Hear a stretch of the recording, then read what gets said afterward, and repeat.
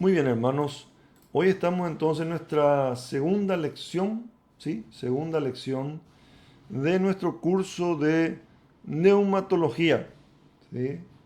Ya en la primera clase estuvimos viendo eh, por qué este nombre, ¿verdad? Este nombre técnico, neumatología, que en la teología cristiana, justamente la teología, está referido al estudio del Espíritu Santo. Neuma, espíritu, logía, estudio. Entonces, hablamos nosotros del estudio del Espíritu Santo.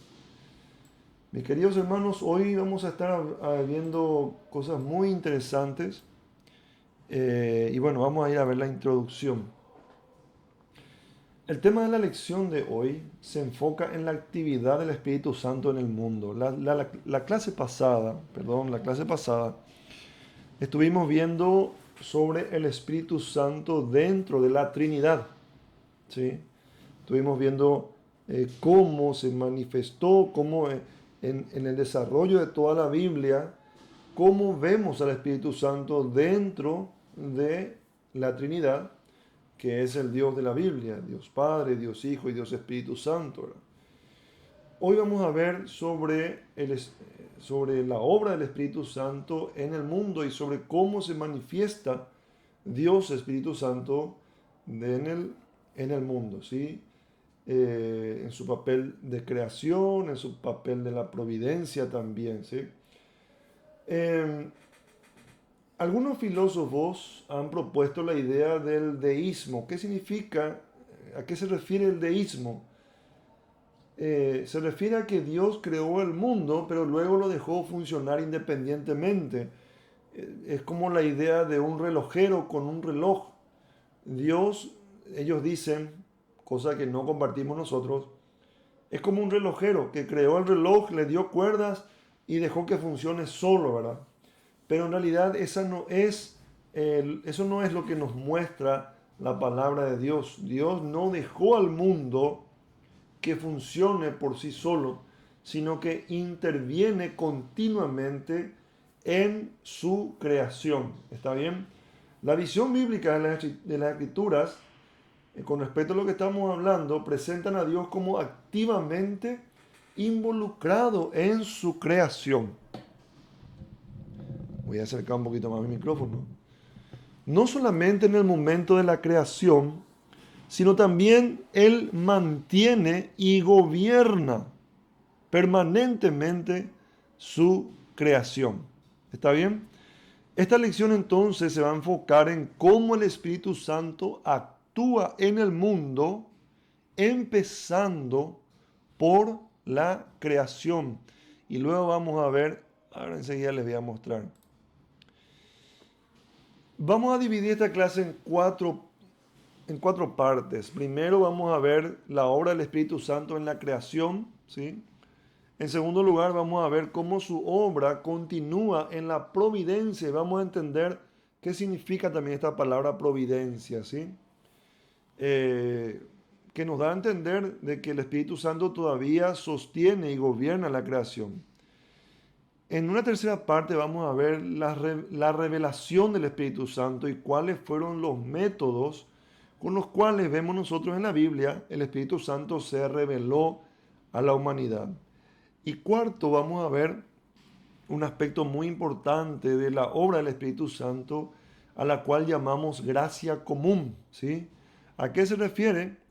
Esa gracia que se manifiesta a la humanidad entera en general, y también especialmente a aquellos que son creyentes, ¿ok? Bueno, veamos entonces la primera parte. Hablemos del Espíritu Santo en la creación. Muchos creen, o muchos creían en algún momento de la historia, de que la creación solamente fue obra de Dios Padre. Hay inclusive religiones, entre comillas, que hoy dice, que hoy, hasta hoy creen que el Hijo no estuvo en la creación, ni tampoco el Espíritu Santo, que el Hijo fue creado luego de la creación. Ahí estas cuestiones nosotros no compartimos para nada. Eh, por eso yo lo menciono, porque uno puede decir, todavía hay personas que creen en esto. Sí, hay todavía personas que interpretan de esta manera la escritura, lastimosamente, y no tienen en cuenta lo que la Biblia enseña de la creación. Ahora, en este primer punto, vamos a ver nosotros cómo el Espíritu Santo, hoy nos enfocamos en la persona del Espíritu Santo en la creación. ¿Ok? Vamos a ver lo que dice un documento muy importante para la iglesia presbiteriana, la iglesia conservadora, no solamente la iglesia presbiteriana, hay varias denominaciones que comparten las enseñanzas del Catecismo Menor y Mayor de Westminster. ¿Ok? Es un documento que enseña teología, ¿sí?, a toda la iglesia, explica lo que la Biblia dice, pero no reemplaza a la Biblia. ¿Ok? Eso es, yo siempre aclaro esto y es bueno aclarar por qué. Porque ustedes van a escuchar que presbiterianos hablan mucho del Catecismo Menor de Westminster, el Catecismo Mayor de Westminster, de la Confesión de Westminster. Eh, lo mencionan inclusive más que la Biblia algunos. Pero yo quiero aclarar de que mencionar estos documentos es mencionar lo que la Biblia enseña. Por supuesto, en ningún momento reemplaza a la Biblia porque la fuente de todo lo que enseñan estos catecismos y esta confesión de Westminster es la Biblia. O sea, estos catecismos y la confesión de Westminster apuntan a la Biblia.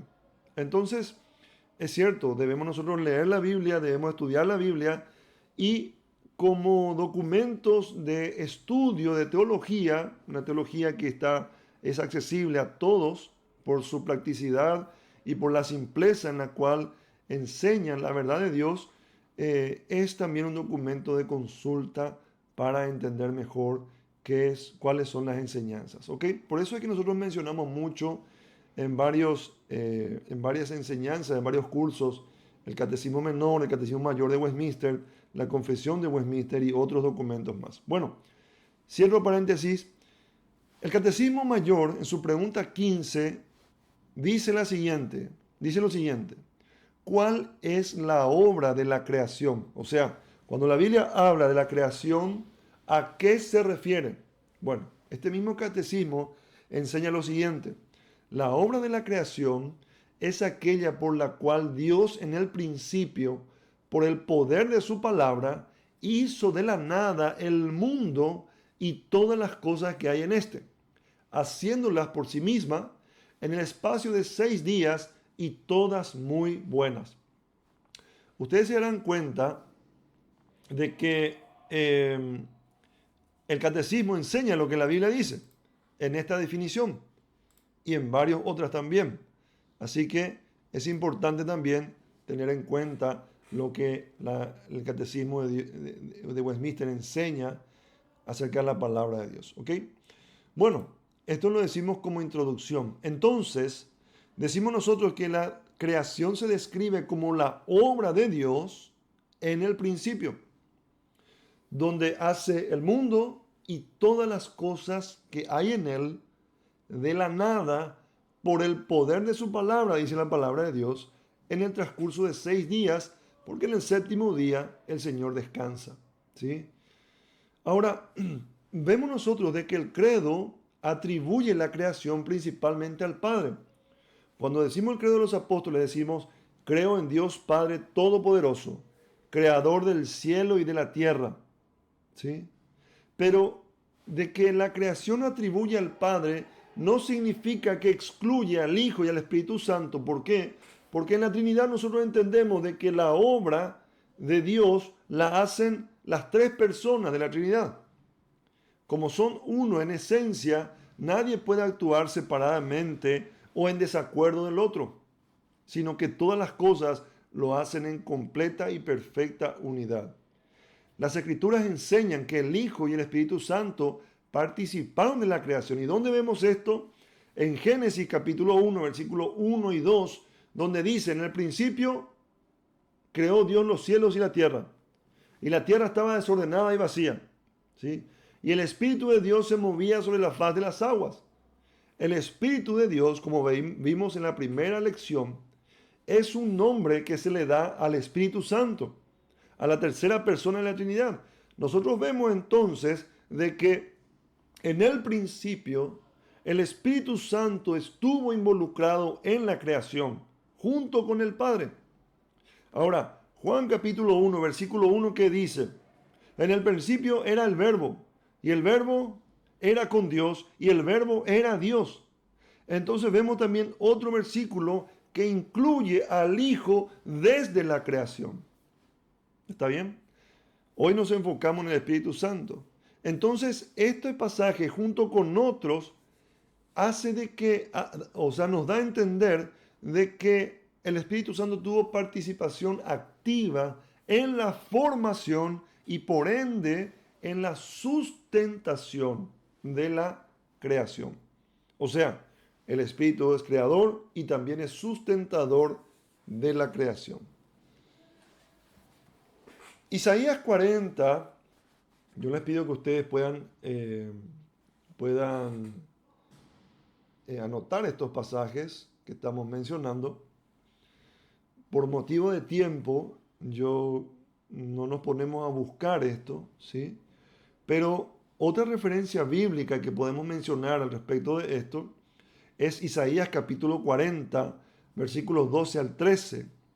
Este versículo da una pregunta retórica, o sea, una pregunta que se responde a sí misma, ¿sí? Dice, ¿quién ha medido las aguas, marcado los cielos con el palmo y pesado los montes y señalando la sabiduría y el poder del Espíritu de Dios en la creación? Habla de la creación, habla del Espíritu de Dios obrando en la creación. Salmo capítulo 104, un salmo muy importante dentro de todo lo que son los salmos, ¿verdad? Versículo 24 al 30, describe la grandeza de las obras de Dios y cómo su Espíritu da vida y renueva la faz de la tierra. Entonces en estos versículos vemos nosotros el papel del Espíritu Santo continuo y permanente en la creación. Enseguida vamos a ver con más detenimiento este pasaje para profundizar en otros puntos que vamos a estar viendo. Pasamos entonces de la creación a la providencia. ¿Está bien? Y algunos se van a preguntar qué significa la providencia. ¿Qué es la providencia? ¿Sí? En pocas palabras, podemos decir nosotros que la providencia es la obra de Dios de gobernar y sostener la creación. Nosotros tenemos que entender de que la creación y la providencia van vinculados, van juntos.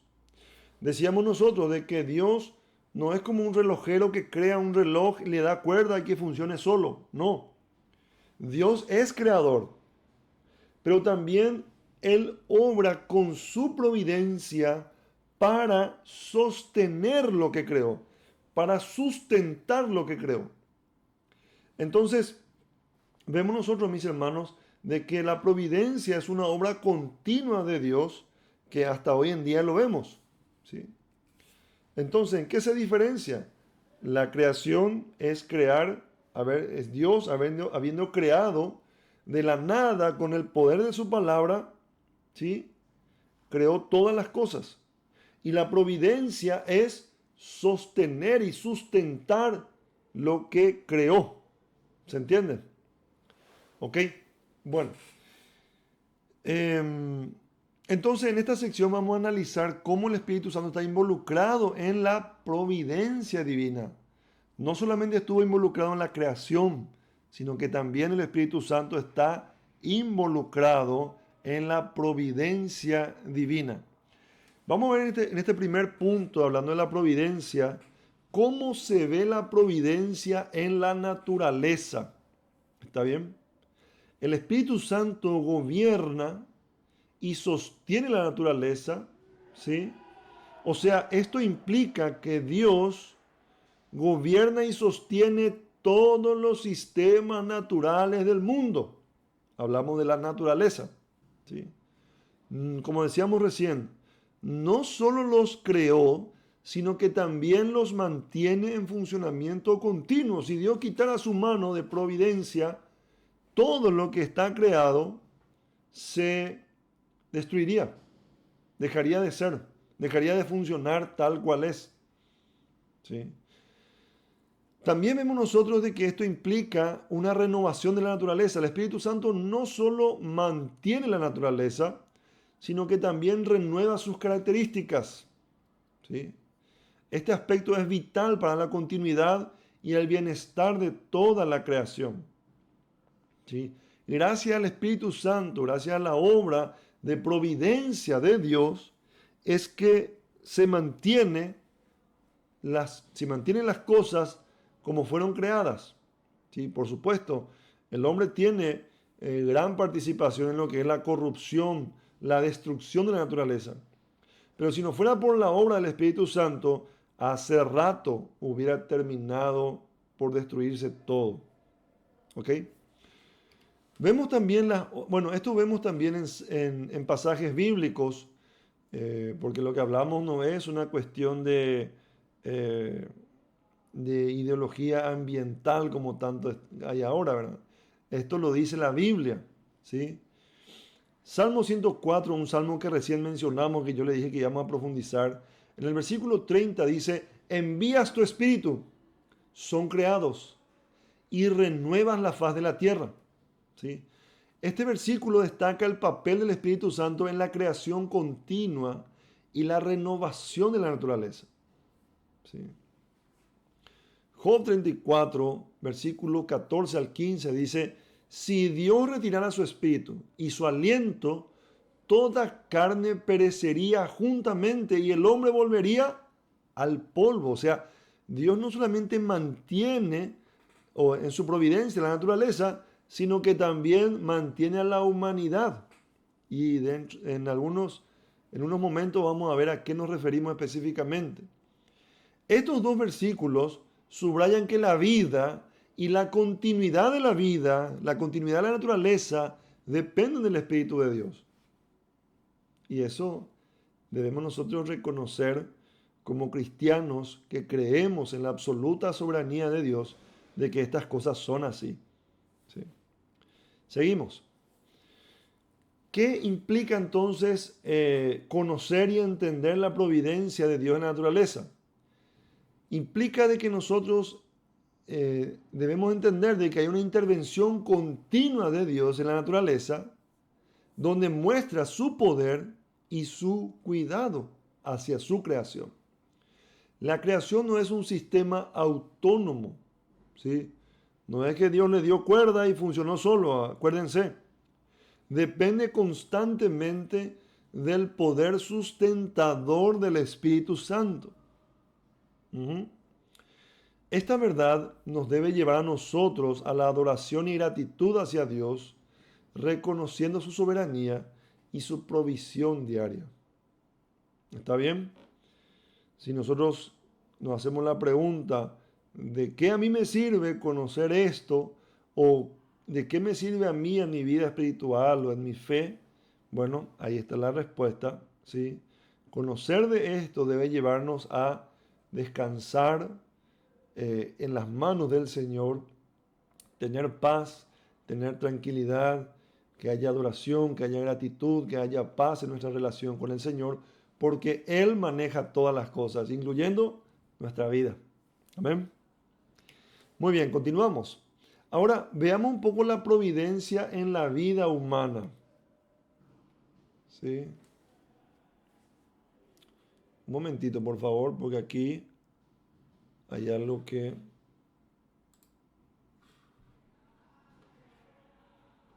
Un momentito, por favor.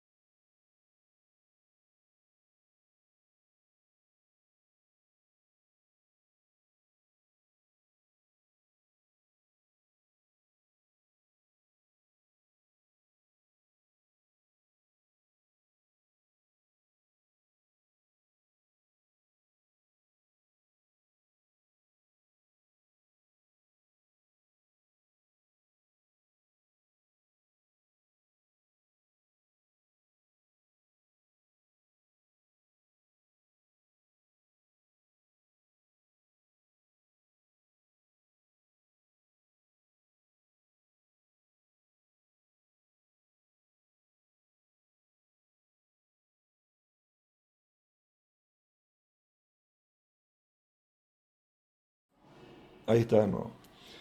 Tenemos nosotros que mencionar de que Dios no solo sostiene la naturaleza, sino que también provee para las necesidades de los seres humanos, ¿sí? Y eso vemos nosotros, de que también es una intervención divina. Esta provisión abarca tanto las necesidades físicas como las necesidades espirituales. Vemos la providencia de Dios en ese cuidado continuo de nuestras vidas. Se manifiesta en el cuidado constante de Dios sobre su creación, incluyendo a cada ser humano. Este cuidado se extiende a todos los aspectos de la vida humana, mostrando la preocupación de Dios por sus criaturas. En cursos anteriores hablábamos sobre la trascendencia y la inmanencia de Dios. ¿Recuerdan ustedes? La trascendencia de Dios nos habla de sus atributos divinos. Es un Dios infinito, es un Dios eterno, es un Dios omnipotente, omnisciente. Nos habla de la trascendencia, cosas que están a kilómetros, infinidad de kilómetros de nosotros. O sea, hay una separación enorme de este Dios trascendente. Pero este Dios no se queda en la trascendencia, sino que es también un Dios inmanente. ¿Qué significa eso? Además de ser trascendente, Él es inmanente, o sea, es un Dios cercano a nuestras necesidades, a nuestra vida diaria. Es un Dios que se preocupa por nuestras necesidades.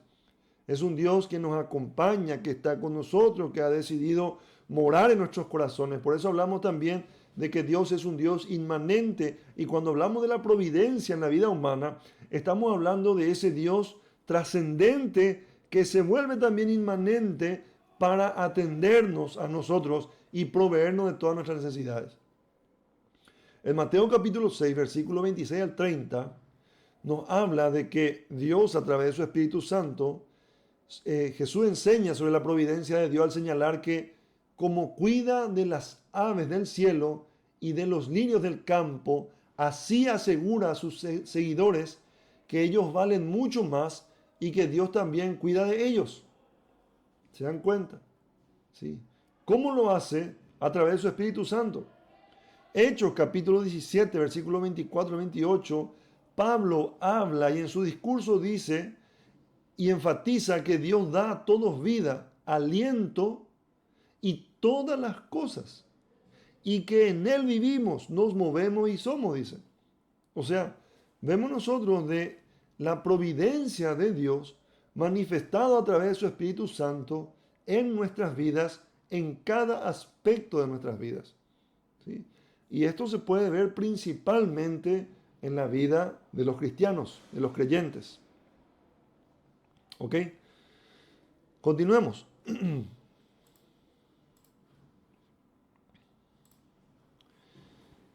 ¿Qué implica entonces conocer estas verdades acerca de la providencia en la vida humana? Bueno, esto debe inspirarnos a nosotros confianza y absoluta dependencia de Dios. Saber que Dios cuida de todas nuestras necesidades debe aliviar nuestras preocupaciones y ansiedades. ¿Sí? Una persona, un creyente que justamente crea en la providencia divina para mi vida, tiene que vivir libre de preocupaciones y ansiedades, o al menos a un nivel a un nivel ínfimo, muy bajo, con preocupaciones y ansiedades. Porque sabe que tiene un Dios que va a proveer de todo para sus hijos. Esta verdad también implica una responsabilidad de parte de los seres humanos de confiar en Dios y buscar su reino y justicia. La Biblia dice, buscad primeramente el reino de Dios y su justicia, y todo lo demás será añadido. ¿Sí? Esa es nuestra responsabilidad al conocer sobre su providencia. sabiendo que Él proveerá para todas nuestras necesidades y también las necesidades de nuestras familias. ¿Ok?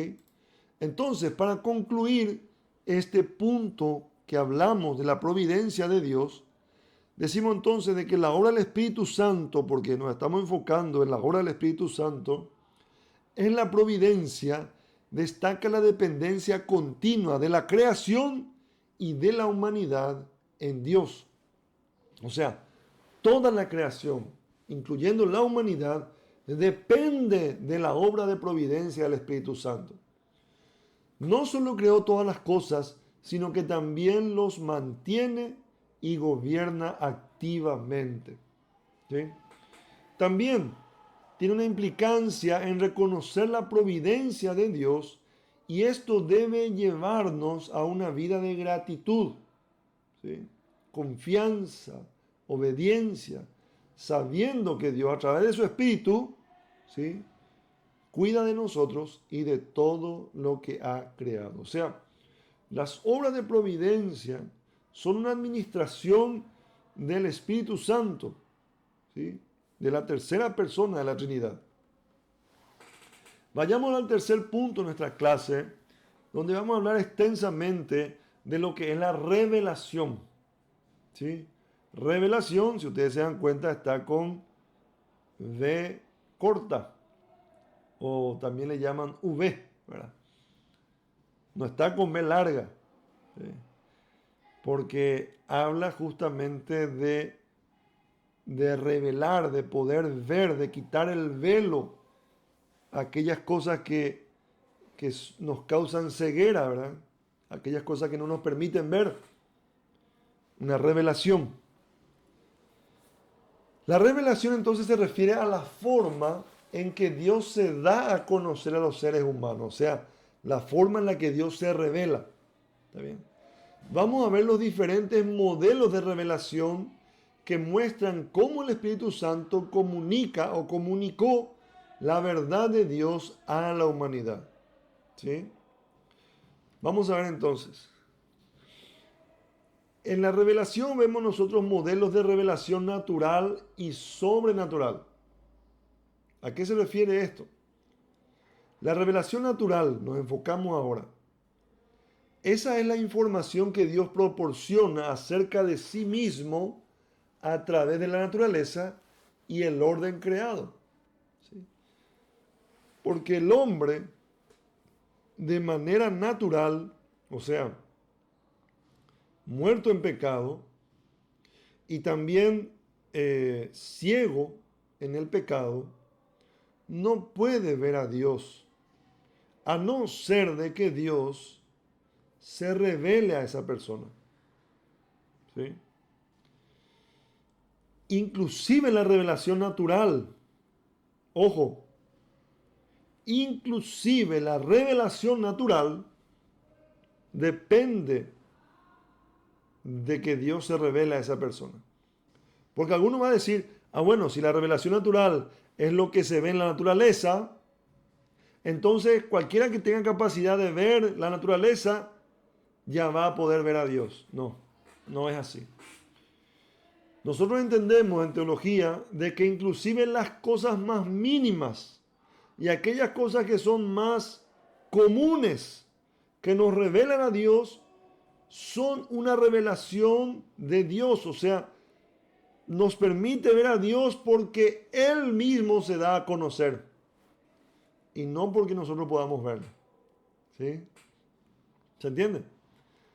Toda la creación, vemos nosotros, cuando hablamos de revelación natural, vemos de que toda la creación muestra aspectos del carácter de Dios y los atributos de Dios. Se ve el sol y vemos que alguien tuvo que haber creado ese sol, que es mucho más grande que el sol.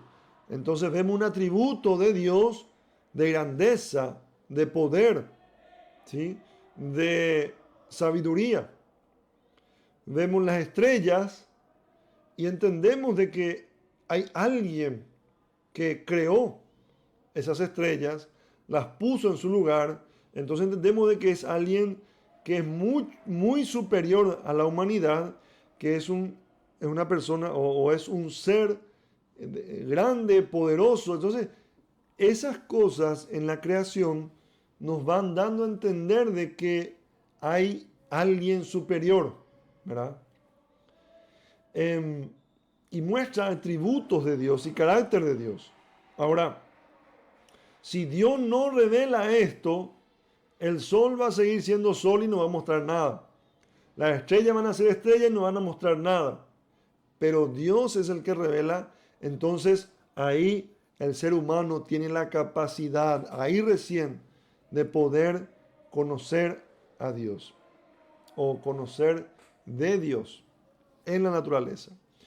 Romanos 1:20 dice, porque las cosas invisibles de Él, su eterno poder y deidad, se hacen claramente visibles desde la creación del mundo, siendo entendidas por medio de las cosas hechas, de modo que no tienen excusa. O sea, la revelación natural es accesible a todas las personas y no depende de la intervención sobrenatural directa. Vamos a ver enseguida qué es una intervención sobrenatural directa. ¿Ok? Cuando hablamos de revelación natural, también hablamos de revelación sobrenatural. ¿Sí? La revelación sobrenatural es la información que Dios proporciona de manera directa y específica a través de intervenciones divinas. Por ejemplo, sueños, como a José, visiones, como a Moisés, profecías, como a Eliseo, Isaías, Ezequiel, y también las escrituras, la Biblia, es la revelación sobrenatural de Dios. Hechos capítulo 1, Hebreos capítulo 1, versículo 1 al 2 dice la palabra de Dios, Dios habiendo hablado muchas veces y de muchas maneras en otro tiempo a los padres por los profetas, en estos postreros días nos ha hablado por el Hijo. ¿Está bien? Entonces, la revelación sobrenatural complementa y aclara la revelación natural. O sea, en la naturaleza ya tenemos una idea de un ser superior, pero en la revelación sobrenatural entendemos de que ese ser superior es Dios, es el Dios de la Biblia, es el Dios creador, es el Dios que crea y que sustenta, es el Dios que a través de su providencia sigue sosteniendo su creación. Entonces, la revelación sobrenatural nos ofrece un entendimiento mucho más profundo y específico de Dios y su voluntad. Nosotros podemos ver en diferentes civilizaciones indígenas de que ellos tenían una noción de alguien superior. Pero como no tuvieron la revelación sobrenatural, ellos decían de que esos dioses eran, ellos se creaban sus dioses. Ahora no se me viene ni un nombre, ¿verdad? De algún dios maya o inca o egipcio, ¿verdad? Las civilizaciones, como les digo, tenían sus nociones de ser superior. Los griegos hablaban de Zeus, hablaban de Poseidón, romanos, Neptuno, Dominus,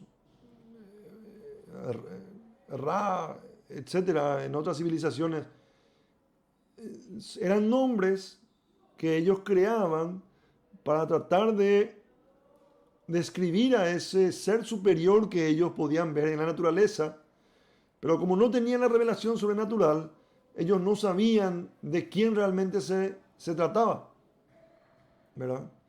Entonces, bueno, la revelación natural nos habla específicamente del Dios verdadero y también de su voluntad. Otro modelo de revelación es la revelación redentora y no redentora. ¿Sí? Cuando hablamos de revelación redentora, hablamos de aquella que tiene como propósito principal la salvación de los seres humanos. Redentora viene la palabra redención. Y cuando hablamos de redención hablamos de salvación. ¿Ok? Esta revelación incluye las verdades del Evangelio y las acciones redentoras de Dios en la historia. ¿Está bien? Segunda de Timoteo 3:15 dice, y le dice Pablo a Timoteo, que desde la niñez has sabido las Sagradas Escrituras, las cuales te pueden hacer sabio para la salvación por la fe que es en Cristo Jesús. O sea, acá Pablo le está diciendo que las Escrituras es lo que le dan esa revelación redentora, ¿sí? Esa revelación de redención, del plan de redención de Dios que salva a la persona, ¿sí? Y esta revelación redentora se encuentra principalmente en las Escrituras y en la persona de Cristo. ¿Está bien? No es lo mismo que la revelación sobrenatural. La revelación sobrenatural habla específicamente del Dios verdadero. La revelación redentora habla del plan de redención de este Dios verdadero. ¿Se entiende? Ahora, está también la revelación no redentora, ¿verdad? Y esta revelación no redentora es la que proporciona esa información que no está directamente relacionada con la salvación, sino con otros aspectos de la vida y el mundo, ¿sí? El libro de Proverbios, por ejemplo, vemos nosotros capítulo 6, versículos 6 al 8, donde dice, ve a la hormiguita, oh perezoso, mira sus caminos y sé sabio, la cual no teniendo capitán, ni gobernador, ni señor, prepara en el verano su comida y recoge en el tiempo de la siega su mantenimiento. O sea, la revelación no redentora incluye principios de sabiduría y verdad que pueden ayudar a guiar la vida diaria y la conducta, ¿sí? Son normas de vida, son consejos de vida, ¿sí? Pero no nos hablan directamente de la redención de Dios como la revelación redentora. ¿Ok? Perfecto. Continuamos. Después tenemos los modelos de revelación general y especial. Cuando hablamos de revelación general, es la revelación de Dios accesible a todas las personas en tiempo y lugar. Incluye también la naturaleza, o sea, la creación, la historia y también la conciencia humana. ¿Sí? ¿Por qué? Porque enseguida vamos a ver por qué decimos de que el Espíritu Santo también trabaja a través de la conciencia humana. No me quiero adelantar. Salmo capítulo 19, versículos 1 al 2 dice, los cielos cuentan la gloria de Dios y el firmamento anuncia la obra de sus manos. Un día emite palabra a otro día y una noche a otra noche declara sabiduría. La revelación general entonces se parece mucho a la revelación natural, ¿sí? Pero difieren en ciertos aspectos. ¿Está bien? La revelación general es suficiente para mostrar la existencia de Dios, así como la revelación natural y algunos atributos, pero no para la salvación. O sea, vemos nosotros de que la revelación general no contiene revelación redentora, ¿sí? Vamos a ver de qué se trata la revelación especial. La revelación especial es aquella que se da a personas específicas en momentos específicos y que se registra en las Escrituras. ¿Sí? Incluye la revelación a través de profetas, apóstoles y especialmente la revelación que hay en Jesucristo, porque Cristo mismo dijo, el que me ha visto a mí, ha visto al Padre. El que me recibe a mí, recibe al Padre. Él mismo se muestra como la revelación máxima, perfecta y completa de Dios mismo al hombre. Entonces, cuando hablamos de revelación especial, es aquella que nosotros vemos en las Escrituras, que quedó registrado en las Escrituras. ¿Está bien? ¿Contiene revelación redentora? Claro que sí, porque se trata de apóstoles, se trata de profetas, se trata de Jesucristo mismo, el Redentor de nuestras vidas. Segunda de Pedro, capítulo 1, versículo 20 al 21, leemos lo que dice.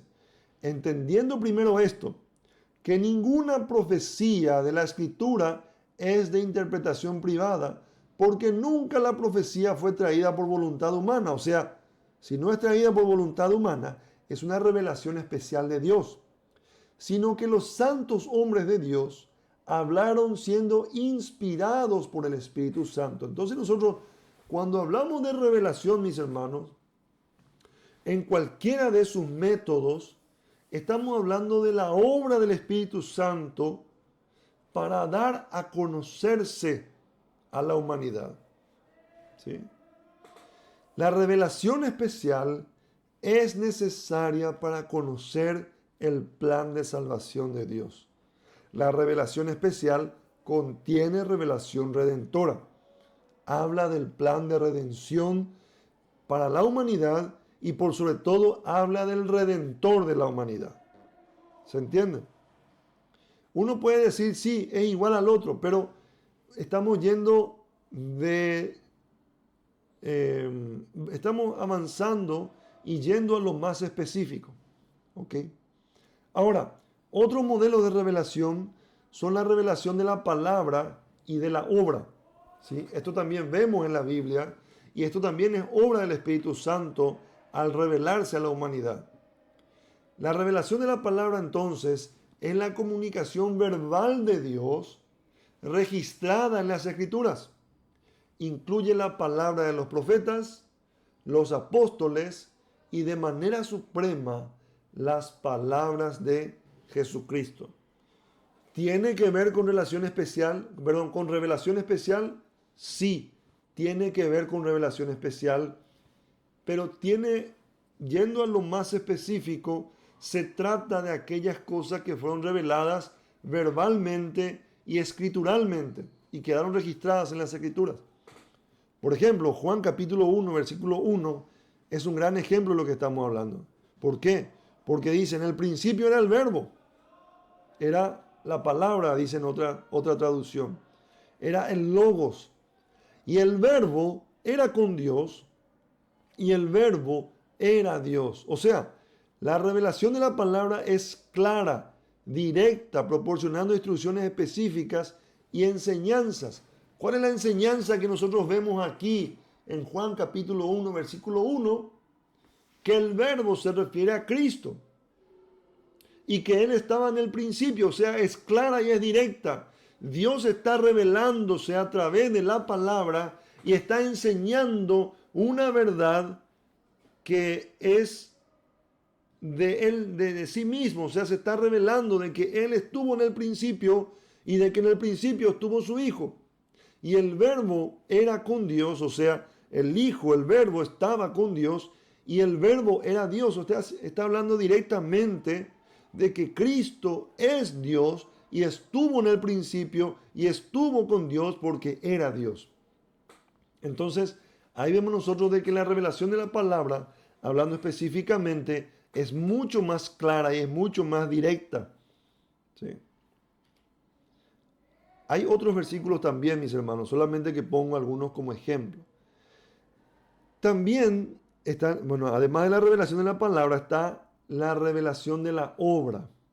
Y esto es muy importante, tiene que ver con la persona de Cristo, pero como Cristo nos dijo en Juan capítulo 15 y también capítulo 16, nos habla de que el Espíritu Santo, el Consolador con mayúsculas, dará testimonio de mí, dice. Y esta es la obra del Espíritu Santo, lo que estamos leyendo nosotros, lo que estamos aprendiendo hoy nosotros, es al Espíritu Santo dando testimonio de Cristo. ¿Sí?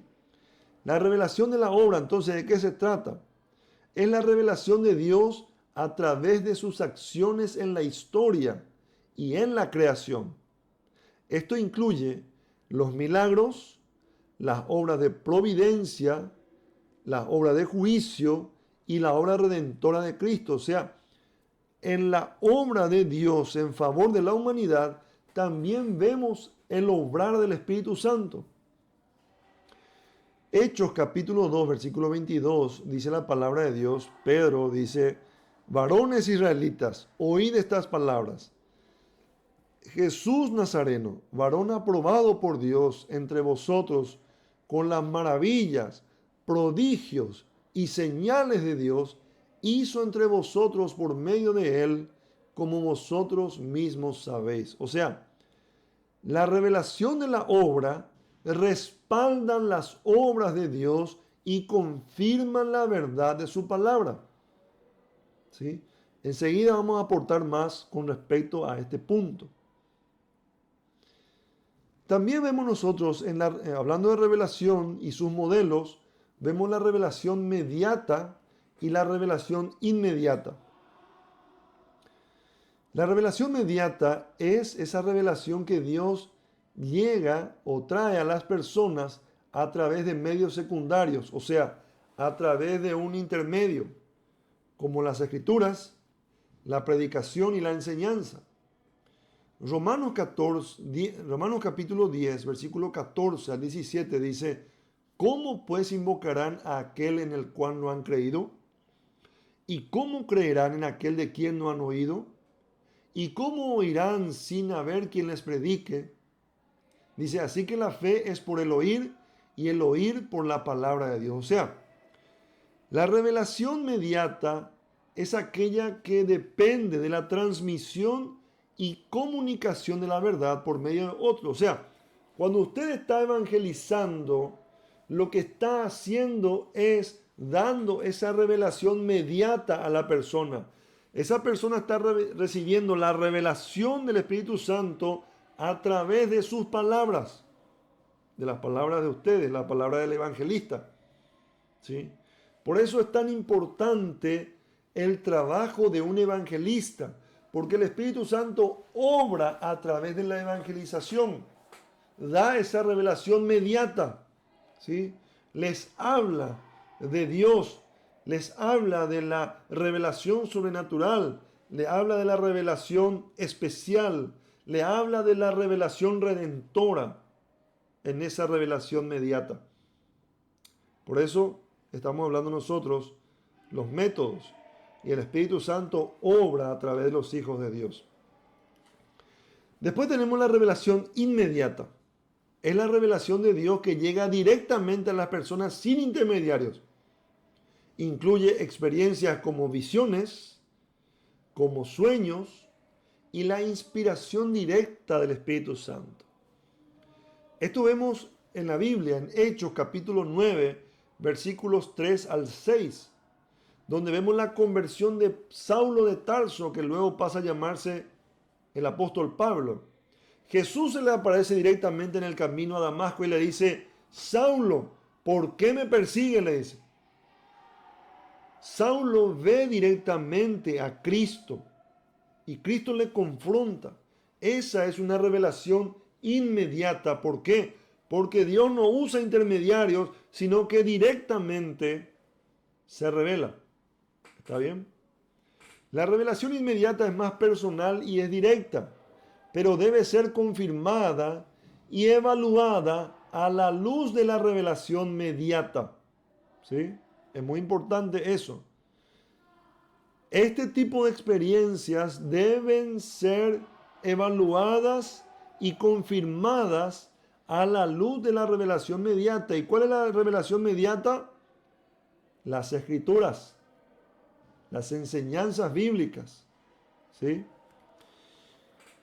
Esto nos lleva a la pregunta, mis hermanos, de que si hoy en día todavía existen este tipo de revelaciones. ¿Ustedes qué piensan, hermano? Les dejo pensando un momento. ¿Todavía existen revelaciones de este tipo? Yo no voy a discutir las experiencias de nuestros hermanos en la fe, pero no voy a caer también en el error de decir de que estas revelaciones son muy comunes y son de todos los días, como algunos predican, ¿verdad? En breve vamos a ver nosotros por qué el Señor se revelaba de esta manera en los tiempos bíblicos. Este tipo de revelaciones nosotros vemos en la Biblia principalmente, en el tiempo en que la iglesia comenzaba, daba sus primeros pasos, la iglesia primitiva, donde los apóstoles hicieron grandes señales y donde Dios se manifestaba en esta revelación inmediata, ¿sí? ¿Por qué? Porque se estaban sentando las bases de la iglesia y la Biblia todavía se estaba escribiendo. Estas revelaciones inmediatas quedaron registradas en la Biblia. Pero hoy en día, yo les pregunto, mis hermanos, teniendo el testimonio de los apóstoles, teniendo el testimonio de los hermanos en la fe que vemos nosotros en el Nuevo Testamento, teniendo el testimonio de la Biblia, que es la revelación especial, la revelación redentora, la revelación mediata de Dios, ¿necesitamos todavía nosotros tener experiencia de revelación inmediata? Felices los que creen, bienaventurados los que creen sin haber visto, dice el Señor. Le dijo a Tomás, pero también nos dice a todos nosotros. Amén. Cierro paréntesis. Seguimos. El Espíritu Santo también es la fuente a través de la inspiración de las Escrituras, la iluminación y guía interna, los milagros, señales y maravillas para revelar a Dios y su verdad a la eternidad. Y aquí vamos a ver, seguramente vamos a responder todas aquellas preguntas que ustedes empezaron a tener desde que empezamos esta lección. ¿Sí? El Espíritu Santo es la fuente de todo, de toda inspiración, de toda guía, de todo milagro, señales y maravillas para revelar a Dios y su verdad a la humanidad. Veamos entonces de que el Espíritu Santo fue una inspiración a los profetas para escribir las Escrituras.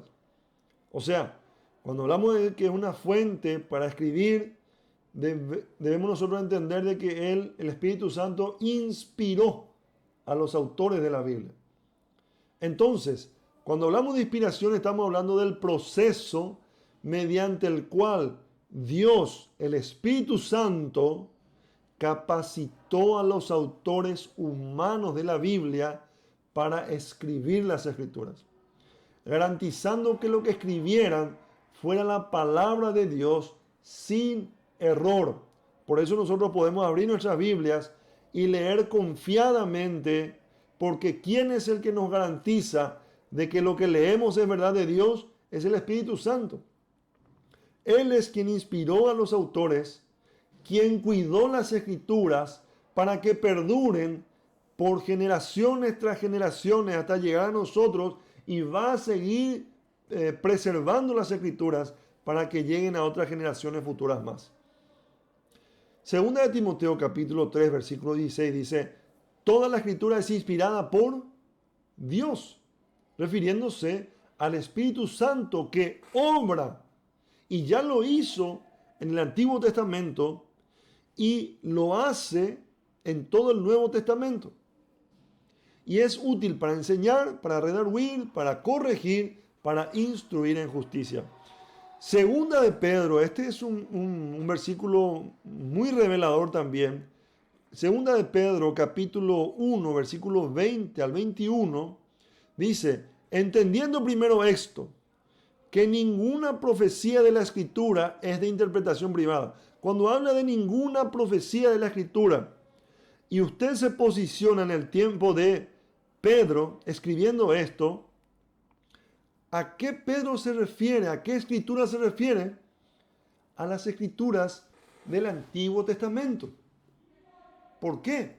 Porque en ese entonces, cuando Pedro estaba escribiendo su carta, el Nuevo Testamento no estaba recopilado como hoy. Lo que estaba recopilado como palabra de Dios era el Antiguo Testamento. Lo mismo cuando leemos 2 de Timoteo capítulo 3 versículo 16. Cuando Pablo le dice a Timoteo: toda escritura es inspirada por Dios, ¿a qué se está refiriendo cuando habla de escritura? Se está refiriendo a la escritura del Antiguo Testamento, al Pentateuco, a los profetas, a los salmos, que eran las escrituras del Antiguo Testamento que se conocían en ese entonces. Entonces, estos dos apóstoles están diciendo de que el Antiguo Testamento fue inspirado por Dios, por el Espíritu Santo. ¿Sí? Pedro también reconoce de que las cartas y la enseñanza de Pablo son inspirados por Dios. Entre los apóstoles reconocían de que cada una de las enseñanzas y lo que habían escrito los diferentes apóstoles eran verdad de Dios y fueron inspirados por Dios. O sea, cada uno se daba crédito, acreditaba a otro en la verdad que estaba enseñando y que esa verdad era la verdad de Dios. Segunda de Pedro, terminemos de leer lo que dice este pasaje. Segunda de Pedro, capítulo 1, versículo 20 al 21. Entendiendo primero esto, que ninguna profecía de la Escritura es de interpretación privada, porque nunca la profecía fue traída por voluntad humana, sino que los santos hombres de Dios hablaron, dice, siendo inspirados ¿por quién? Por el Espíritu Santo, dice Pedro. Y Pablo, ¿qué dice en el versículo anterior? Toda escritura es inspirada por Dios. Acá Pedro dice, inspirado por el Espíritu Santo, nos da a entender de que lo que Pablo dice como inspirada por Dios, Pedro aclara de que es inspirado por el Espíritu Santo. ¿Sí? Y el Espíritu Santo es Dios. ¿Se entiende? Estos versículos entonces muestran que las escrituras no son simplemente palabras humanas, sino que son inspiradas por Dios y tienen autoridad para la fe y la práctica cristiana. Muy bien, vemos nosotros de que el Espíritu Santo inspiró a los profetas. Los profetas del Antiguo Testamento y los apóstoles del Nuevo Testamento recibieron mensajes directamente de Dios. Estos mensajes fueron comunicados bajo la dirección del Espíritu Santo. ¿Qué dice Jeremías capítulo 1, versículo 9? Y extendió Jehová su mano y tocó mi boca. Y me dijo Jehová, he aquí, he puesto mis palabras en tu boca. La profecía bíblica entonces es un testimonio de la intervención directa de Dios en la comunicación de su voluntad a su pueblo. Entonces, mi hermano, cuando hablamos de revelación, cuando hablamos de fuente, cuando hablamos de inspiración, estamos hablando de la obra misma del Espíritu Santo. Por favor, enfóquese, estamos hablando del Espíritu Santo en esta lección. Él también es una fuente de iluminación y guía eterna, interna. ¿Sí? La iluminación es el ministerio del Espíritu Santo que ayuda a los creyentes a entender y a aplicar las Escrituras a su vida. Escuchen bien. Hoy en día ya no hay nuevas revelaciones. Ya no hay. Por eso hoy en día ya no hacen falta ni apóstoles ni profetas. Y también he visto que hay patriarcas, hay querubines, hay arcángeles. Todos son autonombrados, son falsos.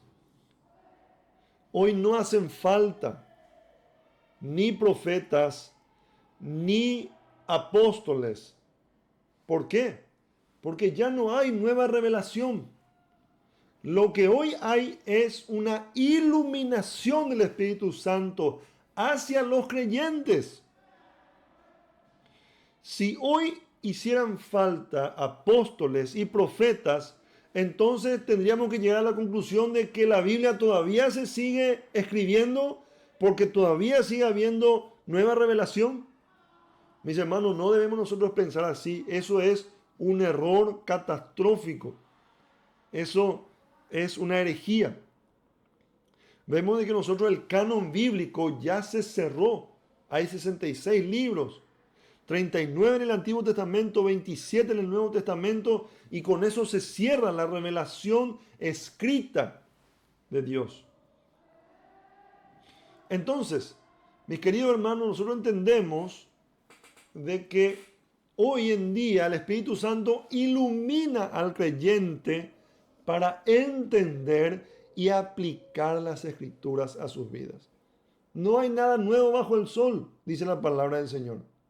Lo único que nos resta a nosotros es exponernos a la Biblia, a la palabra de Dios, leerla, meditarla, estudiarla, para que el Espíritu Santo nos ilumine y nos haga entender esa verdad de Dios que ya fueron reveladas. ¿Sí? Exponernos a la oración, orando para que el Espíritu Santo nos ilumine y nos dé a entender hoy esa verdad. Juan capítulo 14, versículo 26 dice: mas el Consolador, el Espíritu Santo, a quien el Padre enviará en mi nombre, Él os enseñará todas las cosas y os recordará todo lo que yo os he dicho. O sea, el Espíritu Santo, ¿qué hace? En su obra nos ilumina para entender esa revelación. Él nos enseña, Él nos hace recordar lo que dice la palabra de Dios. Primera de Corintios capítulo 2, versículo 12 al 14 dice: y nosotros no hemos recibido el Espíritu del mundo, sino el Espíritu que proviene de Dios, para que sepamos lo que Dios nos ha concedido. Pero el hombre natural no percibe las cosas que son del Espíritu de Dios, porque para él son locura, y no las puede entender, porque se han de discernir espiritualmente. Amén, hermanos. Entonces, estos pasajes muestran cómo el Espíritu Santo obra en el entendimiento y la aplicación de las Escrituras, iluminando las mentes y los corazones de los creyentes. ¿Está bien? Hay cosas que vamos a entendiendo y vamos respondiendo y vamos también conociendo, ¿sí? El Espíritu también nos ilumina y nos guía internamente. El Espíritu Santo guía a los creyentes de manera interna, dirigiendo sus decisiones y también dirigiendo sus conductas de acuerdo con la voluntad de Dios. Escuchen bien lo que dice Romanos capítulo 8, versículo 14. Porque todos los que son guiados por el Espíritu de Dios, estos son hijos de Dios. O sea, el Hijo de Dios tiene al Espíritu Santo morando en su corazón, ¿sí? Y ese Espíritu Santo no es, que mora en nuestros corazones, no es pasivo, sino que es activo, está activamente guiando las decisiones y guiando la conducta de los hijos de Dios. Entonces, esto asegura que los creyentes puedan vivir conforme a los propósitos y caminos de Dios. Si hoy yo soy más santo, si hoy yo entiendo mejor la palabra de Dios, si yo hoy tomo mejores decisiones que glorifican al Señor y mi conducta es de acuerdo con la voluntad de Dios, es porque el Espíritu Santo me está santificando. No porque yo soy bueno, o porque soy inteligente, o porque tengo muchos títulos académicos, no. Si hay algo bueno en nosotros, es porque el Espíritu Santo está obrando en nosotros, mi hermano. ¿Ok? Él es la fuente de nuestra buena conducta, de nuestras buenas decisiones y de nuestra vida glorificando al Señor. Sigamos. Ahora hablemos un poco de los milagros, señales y maravillas. Y aquí yo quiero responder varias preguntas. Para hablar de el Espíritu Santo como fuente de los milagros, señales y maravillas, debemos nosotros primero empezar entendiendo cuáles son los propósitos de los milagros, señales y maravillas. ¿Cuál es el propósito? ¿Sí? Los milagros, las señales y las maravillas tienen el propósito de autenticar la obra de Dios y confirmar su mensaje. Estos actos sobrenaturales son una forma en la que Dios interviene en el mundo para mostrar su poder y gloria. Ahora, los milagros, señales y maravillas son actos sobrenaturales. O sea, salen de lo natural. ¿Sí? Salen de aquellas leyes de la naturaleza, leyes físicas, no sé, químicas, salen de aquellas cosas que son naturales, normales, para volverse algo sobrenatural. ¿Está bien? Pero, ¿cuál es el propósito de esto? Es autenticar la obra de Dios y confirmar su mensaje. ¿Se entiende? Cuando Dios escogía a un mensajero, un profeta, por ejemplo, y le daba un mensaje, también le daba la capacidad a este profeta de hacer milagros y señales. ¿Para qué? Para avalar delante de los ojos de los hombres de que lo que estaba diciendo ese profeta es verdad de Dios y de que ese profeta es enviado de Dios. Ahí lo más importante es la obra de Dios, es el mensaje de Dios, no los milagros, no las señales, ni no el profeta, sino que la obra del Espíritu Santo, la obra de Dios, el mensaje de Dios es lo más importante. Por eso los profetas hacían muchas señales. Por eso Cristo hizo muchas señales. Pero lo más importante era el mensaje de Cristo. Era Cristo mismo, no los milagros. En el tiempo de la primera iglesia con los apóstoles, en el tiempo en que la iglesia, en Hechos de los Apóstoles, cuando la iglesia empezaba a dar sus primeros pasos, también hubieron grandes señales y milagros. ¿Por qué? Para avalar y acreditar y dar autoridad al mensaje de los profetas. Pero hoy en día, mis hermanos, teniendo la Biblia, repito, teniendo el testimonio de los profetas, perdón, el testimonio de los apóstoles, el testimonio de los profetas escritos, los evangelios escritos para nosotros, teniendo el Espíritu Santo morando en nuestro ser, ¿hacen falta señales y milagros para creer en el Señor?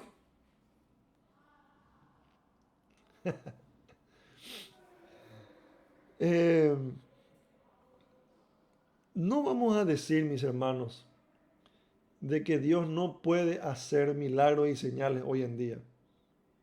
Puede hacerlo. Pero la voluntad de Dios es que su palabra y su gracia sea suficiente para vivir, mis hermanos. Que nuestros ojos estén maravillados por cosas sobrenaturales.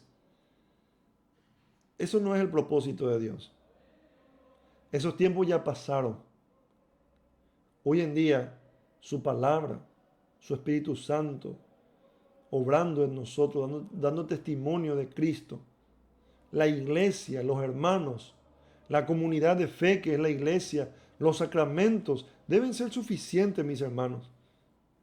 Suficiente señal y suficiente maravilla para nosotros, para vivir bien y confiados en el Señor. Hoy ya no hacen falta señales y milagros, porque todo ya está en su palabra. Y el Señor nos dice claramente, bienaventurados los que creen sin haber visto. Hechos capítulo 2, versículo 22 dice, varones israelitas, oíd estas palabras. Jesús Nazareno, varón aprobado por Dios entre vosotros con las maravillas. O sea, Jesús fue aprobado. ¿Por qué? Porque hizo muchos milagros. Él no vino a hablar de balde. Él acompañó su mensaje, su enseñanza y sus palabras con grandes milagros, prodigios y señales que Dios hizo entre vosotros por medio de Él, como vosotros mismos sabéis. Juan capítulo 20, versículo 30 al 31, nos habla sobre el propósito del libro de Juan, pero también nos habla de los propósitos de lo que está escrito. Dice, hizo además Jesús muchas otras señales en presencia de sus discípulos, que no están escritas en este libro. Pero estas, ¿qué cosas? Estas señales, estas enseñanzas, estos milagros que fueron escritos en este libro, ¿es para qué? Dice, para que creáis que Jesús es el Cristo, el Hijo de Dios, y para que creyendo tengáis vida en su nombre. Por eso, mis hermanos, nosotros decimos de que hoy en día ya no hacen falta apóstoles y profetas.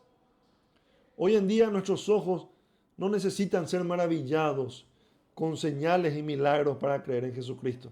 No. Su palabra es suficiente. Su gracia es suficiente. Su Espíritu Santo obrando en nosotros, dando testimonio de Cristo, es más que suficiente, mis hermanos. No pidamos más que eso. Dios puede hacer, sí, pero no seamos, no invalidemos la obra de Cristo pidiendo más señales y milagros, porque ahí es donde se mete el diablo.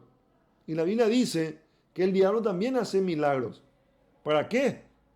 El propósito del milagro, de los milagros del diablo es para que nos confundamos, es para que nos distraigamos, es para que quitemos nuestros ojos de Cristo, de su palabra, ya no confiemos en el Espíritu Santo y empecemos a confiar en otras cosas, en milagreros, ¿sí? En personas, en maestros falsos. Por eso, mis queridos hermanos, como cristianos sanos, ¿sí?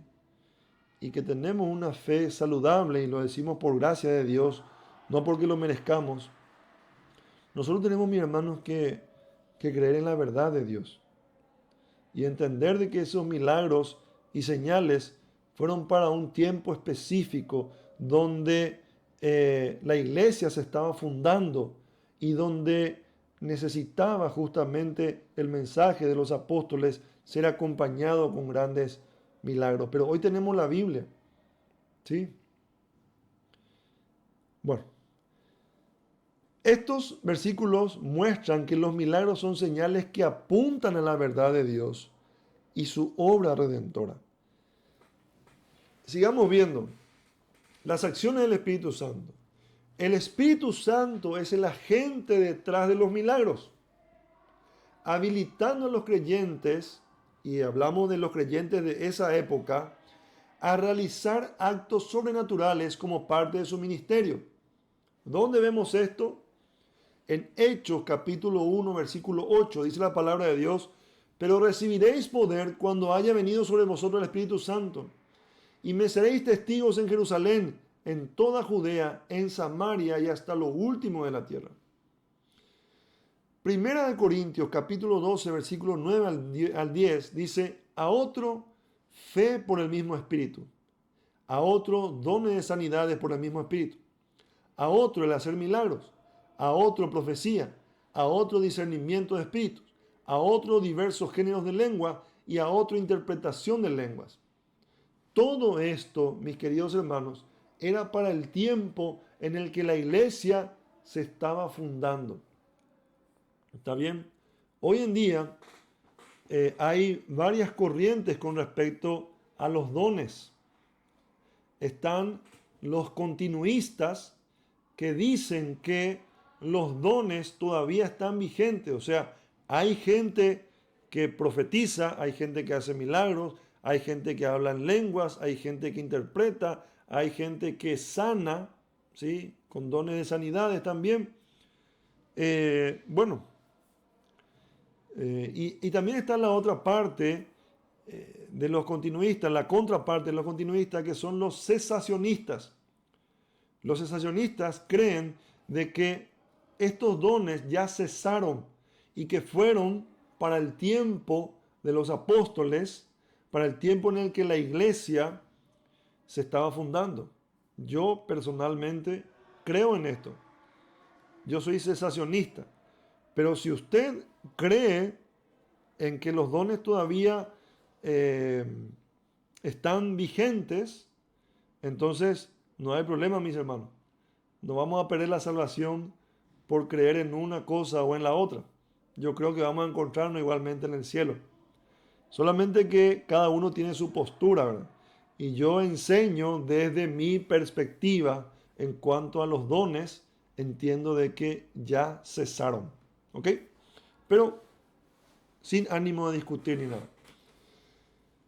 Hablamos entonces ahora de la gracia común, como último punto. La gracia común se refiere a la gracia de Dios que es derramada sobre toda la humanidad, independientemente de su condición espiritual. Esta gracia se manifiesta en diversas formas que benefician tanto a los creyentes como a los no creyentes. Vamos rápido. La gracia común, o sea, vemos al Espíritu Santo administrando la gracia. ¿De qué manera? Promoviendo la bondad. ¿Sí? Cuando hablamos en estos términos, nos referimos a que el Espíritu Santo restringe el mal, le pone límites, promueve el bien en el mundo. Esto no es sinónimo de la salvación, sino que es una forma en que Dios muestra su bondad hacia la creación. Mateo 5:45 dice, para que seáis hijos de vuestro Padre que está en los cielos, que hace salir su sol, dice, sobre malos y buenos, y hace llover sobre justos e injustos. O sea, vemos una gracia común que alcanza también a los incrédulos, a malos y buenos, a justos e injustos. ¿Sí? ¿Quién hace esto? El Espíritu Santo. Hechos 14, versículos 16 al 17 dice, en las generaciones pasadas, Él permitió que todas las naciones siguieran sus propios caminos. Sin embargo, no se dejó a sí mismo sin testimonio, haciendo bien, dice, dándoos lluvias del cielo y estaciones fructíferas, llenando de sustento y de alegría vuestros corazones. Cuando sale el sol, ¿quién se beneficia? Malos y buenos, creyentes e incrédulos. Cuando llueve, también llueve sobre creyentes e incrédulos. Cuando hay frutos de estación, ¿quiénes se benefician? Creyentes e incrédulos. ¿Sí? Es una gracia común que alcanza, promueve la bondad en la humanidad, en la creación. Estos versículos muestran cómo Dios extiende su bondad y provisión a toda la humanidad, independientemente de cómo la humanidad responde a Él. ¿Sí? Promueve también la bondad restringiendo el mal, decimos nosotros. ¿Y a qué nos referimos específicamente? O sea, en otras palabras, el Espíritu Santo obra en el mundo para ponerle límites al mal y la corrupción humana. ¿Cómo lo hace? A través de la conciencia, ¿sí? A través de las leyes civiles, a través de las instituciones de la justicia, a través de instituciones que promueven la justicia y el orden. ¿Sí?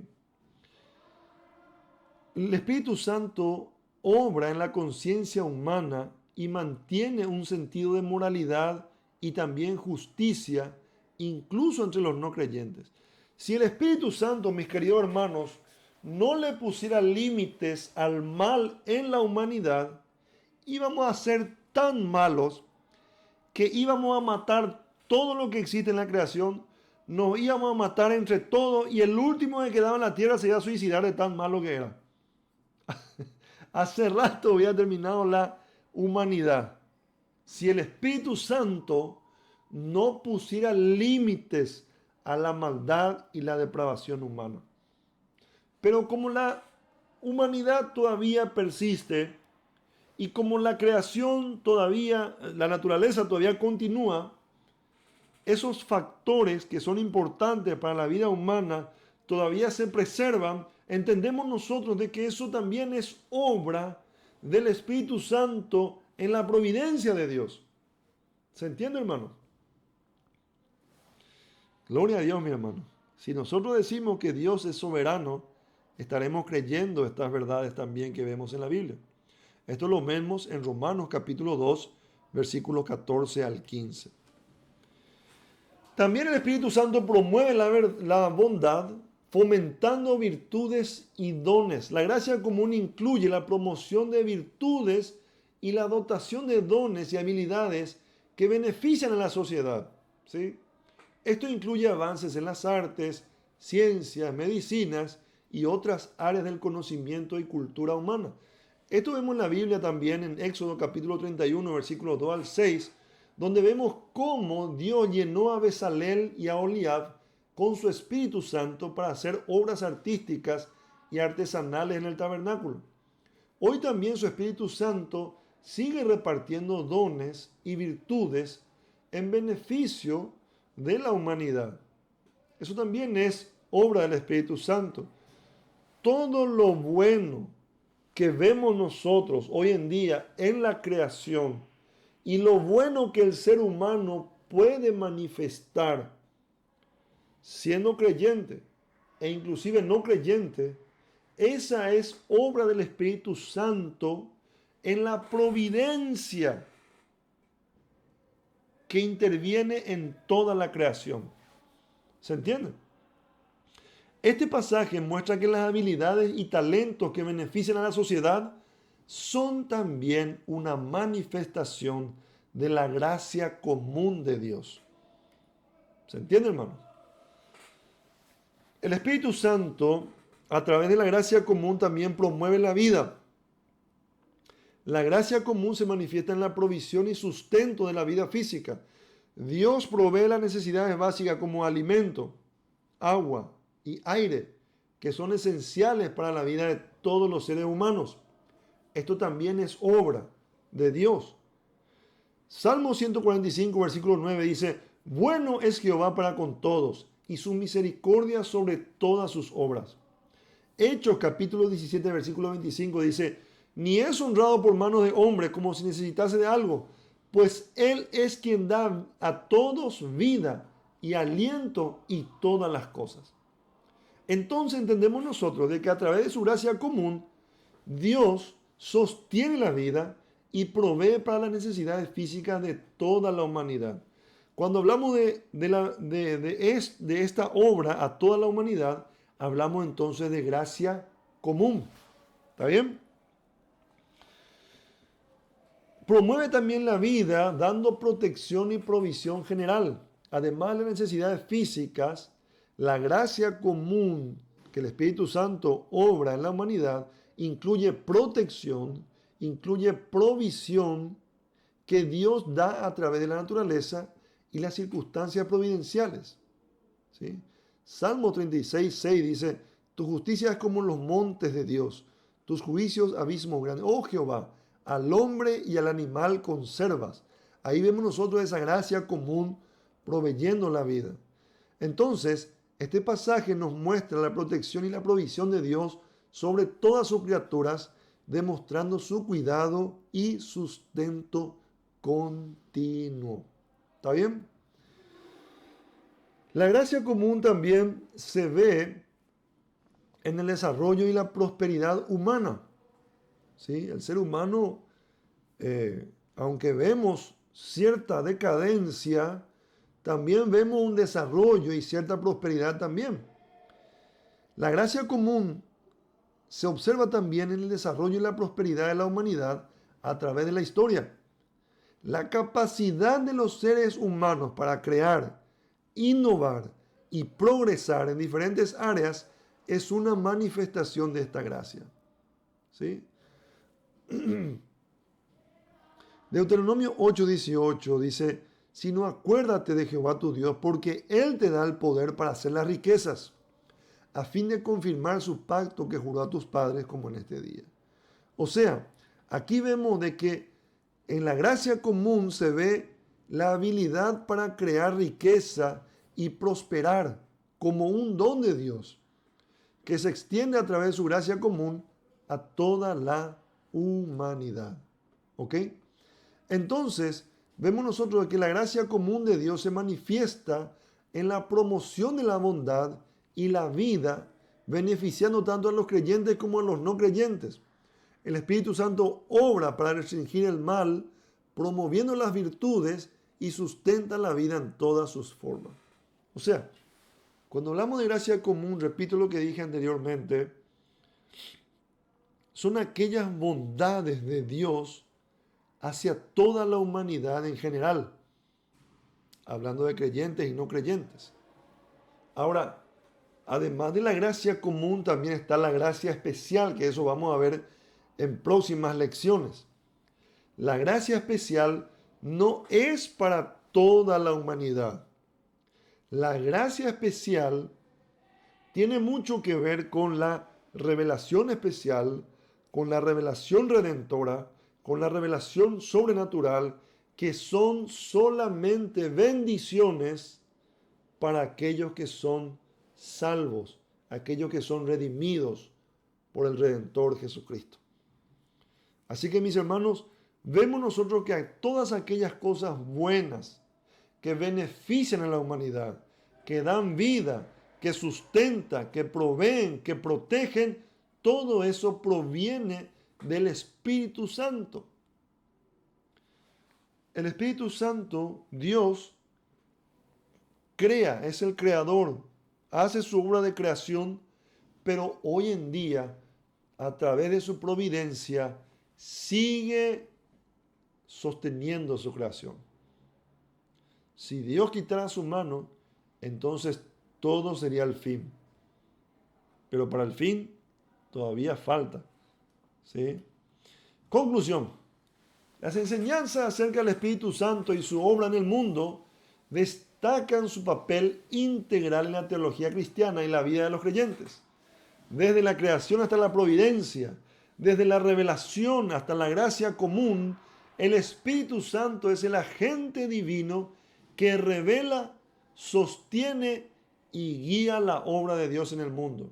Entonces, la correcta comprensión de su obra es importante para una fe y práctica cristiana vibrante y fiel. Hasta aquí, mis hermanos, la clase de hoy. Que Dios les bendiga.